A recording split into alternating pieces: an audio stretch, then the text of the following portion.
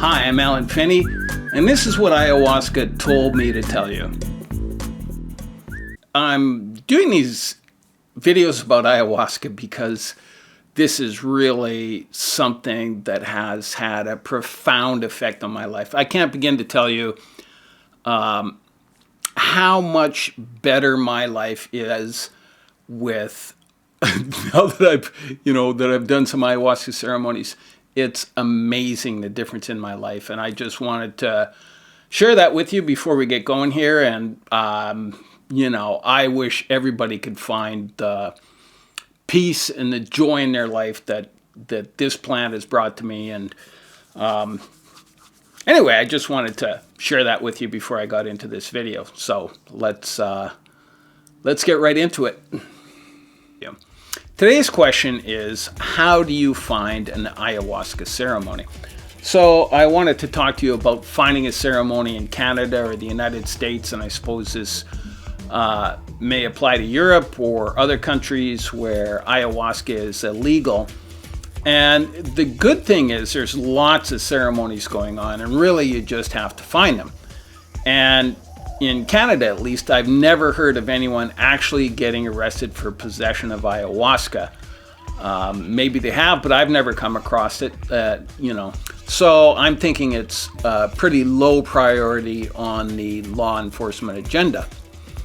But for a lot of people, just the fact that ayahuasca is illegal is enough to put them off trying the medicine, which is really just a pity, because some people think that if something's illegal, it must be dangerous. But if you're willing to break the law and you're looking for an ayahuasca ceremony, you can try Facebook or Meetup or other social media platforms. There are a lot of online ayahuasca communities. The big ayahuasca group on Facebook has about 80,000 members, ranging from shamans to just people looking for ceremonies. So you can ask questions about ceremonies and find some people there. But really, just remember, it's like Facebook. On meetup.com, there's groups as well, but these are usually in the larger centers. But again, you can possibly find people there, start a correspondence, and get some recommendations, or like meet people. It's Meetup. So those are all good places to start. But as far as I'm aware, there's no shaman registry or anything like that. So it's going to take some digging around. And one thing is, don't be afraid to ask lots of questions, especially about ceremonies. And you can inquire about ceremonies in your area. I've seen lots of people making inquiries about is there an ayahuasca ceremony? Is there a shaman? Is there somebody I can meet? And then they'll go on to private message and, carry on a correspondence. In fact, I met a very good friend of mine from Norway who came to Canada to do ayahuasca with us. And it all started with a conversation on Facebook. For myself, I've done ceremonies in Peru and in Canada. And in fact, most of my ceremonies have been done here in Canada. We have a group of regulars who have been to Peru, but I can't afford to jump on a plane to Peru every time I'd like to do a ceremony. So, it's either do ceremonies in Canada or do without. And I'll also do ceremonies here by myself, but I don't recommend people that are new to the medicine to do their own solo ceremonies. I just don't think it's a good idea. And that's my opinion. Having said that, how you come to the medicine is how you come to the medicine. I know a person who is now a shaman's apprentice who got some ayahuasca in the market, went home and turned on the radio and drank ayahuasca by himself. Like I say, I don't recommend this route, but again, how you come to the medicine is how you come to the medicine. Anyway, let's assume you've found someone where you can get a ceremony in Canada. And here's the thing about anyone you're considering taking ayahuasca with. It doesn't matter where the ceremony is. Their job is to give you a safe place to do the ceremony. That's job one. And the other thing is to give you ayahuasca that they either prepared themselves or they know who prepared it and what's in it. This is very important. And they should be right up front about this. And don't be afraid to ask questions about the ayahuasca. This is something that really you should know, and this is something that I always take very seriously. I mean, you can buy ayahuasca at the markets in Peru, you know, at the counter, but personally I would never buy this medicine. I don't know who prepared it, and I don't know what they put in it. So that would be a big pass for me. So, which brings us to the brew itself. Let's talk about that for a bit. There's two parts to a basic ayahuasca brew. The ayahuasca vine itself, which is an MAO inhibitor, and a plant that contains DMT and other assorted alkaloids. So you need an MAO inhibitor so that the ceremony will last for a few hours, and you need some DMT to open up the communications channel between you and the spirit world, or the quantum universe, or the cosmic consciousness, or whatever it is you're comfortable calling it. So when I bring ayahuasca into Canada, I know who made the brew and what went in it. That's just standard procedure for me. Don't ask me to send you ayahuasca. I don't supply it to people, and I don't do public ceremonies. I'm not a shaman. So besides the medicine itself, the other thing is who is going to be giving it to you, and where are you going to take it. And you want to take ayahuasca in a safe place where there's not going to be interruptions or anything else going on, and that's quiet and peaceful. In Peru, this is done in a maloca specifically designed for ayahuasca ceremonies. In Canada, I've done ayahuasca at my house, in other people's houses, and outside at the beach or around a campfire. And the outdoor ceremonies are interesting, but for first-timers, I would recommend an indoor setting or a maloca or something along those lines. And then there's the group leader or shaman or guide or facilitator or whatever it is they're calling themselves. And their main job is to give you good quality ayahuasca. And their second job is to keep you safe during the ceremony. And anything else really is a bonus. If they're a healer and help you out, then great, you just hit the jackpot. And I'll be talking about shamans in another video, and that's a whole other topic area altogether. So we can get into that a little later.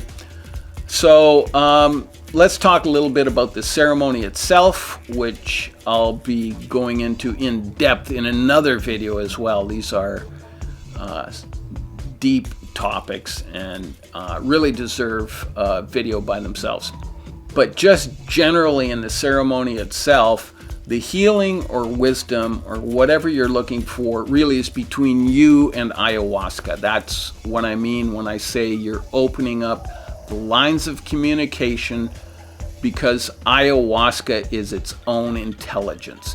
You're dealing with a highly intelligent, highly benevolent plant spirit, for lack of a better term. That's what you're there for. You and ayahuasca talking to each other, or whatever it is you decide to do or where you decide to go. I don't know. And when I say plant spirit, I mean, you can put that in whatever terms you like. Plant spirit, cosmic consciousness, Akashic records, your own inherent intelligence. Pick whatever you're comfortable with, but you sure seem to be dealing with an intelligence outside of yourself. The only other thing your guide should be providing is something called Icaros, or something like Icaros. In a traditional ayahuasca ceremony, an Icaro is a song that is sung by the shaman and that adds to the healing properties of the plant medicine.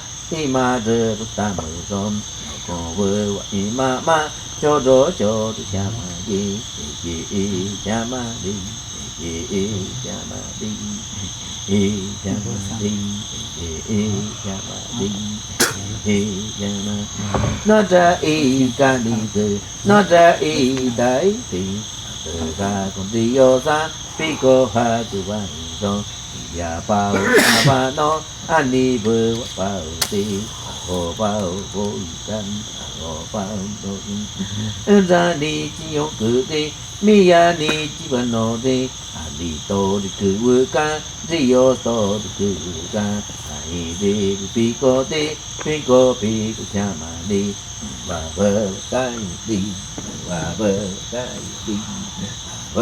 And some of these Icaros are just amazing.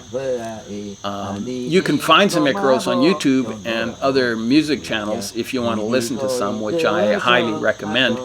In Peru, there's two varieties of Icaros that I'm aware of, Shipibo and Quechua Icaros. So, you know, give them a listen on the internet and see what you think. They're really... I'm really quite struck with them. It's actually very, very sacred music in every sense of the word. Anyway, for ceremonies in Canada where we don't have somebody that can sing traditional Shipibo Icaros, I'll play recorded Icaros, and that seems to work just fine. We also have people in our group that will drum or sing or play a flute or some other traditional instrument, and that can be just beautiful. I was taught how to play the didgeridoo in an ayahuasca ceremony, which was pretty amazing. The didgeridoo is a powerful instrument in a ceremony. Anyway, the point being is that somebody is providing this, or not. I don't know how everybody does their ceremonies. Maybe people do silent ceremonies. It's really between, you know, you and the shaman and how he runs the ceremonies. Anyway, going through your first ayahuasca ceremony can be such an incredible, joyful, beautiful, terrifying experience. I really just can't begin to tell you. You are going to change your life. Guaranteed. It will be amazing, one way or another. The only other thing I can recommend is get a notebook and just summarize the main points of your ceremony and write down the date and the time and the place. It's really just a good reminder and a good practice, and it's good for review later to look back on and see what happened in the ceremony, because you forget the details. For me, the bottom line is that ayahuasca is very much a calling. You're called to the medicine. And when you actually make the decision to take ayahuasca, she's going to start working with you right then and there. So you may find, like I did, that some people are just coming into your life and you just naturally wind up where you should be. And for me, that's how this medicine works. So all the best to you, and I hope you find whatever it is you need to find, and I wish you all the love and light and happiness in the world. And I mean that from the bottom of my heart. All the best to you. I'm Alan Finney, and this is what ayahuasca told me to tell you.